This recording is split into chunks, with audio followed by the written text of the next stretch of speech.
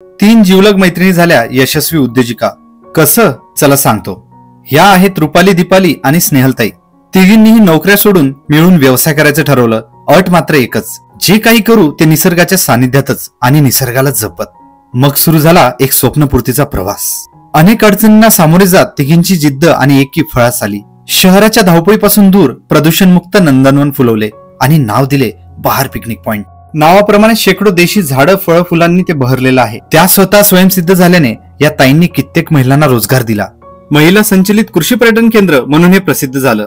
संपूर्ण महिला स्टाफ असल्याने इथे नीटनेटकेपणा व स्वच्छता हा आकर्षणाचा केंद्रबिंदू बनला. याशिवाय सकाळी आल्यापासून नाश्ता, नाशिकची मिसळ, रुचकर जेवण हे सर्व फार्म टू प्लेट या तत्वावर दिल्याने त्यांनी कमी वेळेत कित्येक ग्राहकांना बहारची गोडी लावली. आणि विरंगुळेला इथे आलेल्या बाळगोपाळांपासून आजी आजोबांपर्यंत प्रत्येकाची ताईंनी व्यवस्था केली.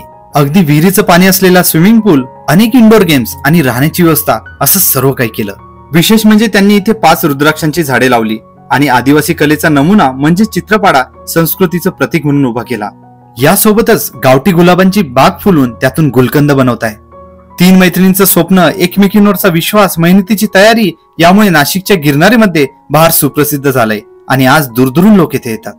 या तिन्ही ताई नेहमी म्हणतात, चिकाटी, श्रद्धा आणि काम करण्याची तयारी असेल तर प्रत्येक जण आयुष्यात नंदनवन फुलू शकतो. तुम्ही सुद्धा नाशिकमध्ये आल्यावर इथे एकदा अवश्य भेट द्या आणि या यशस्वी ताईंना शुभेच्छा नक्की द्या.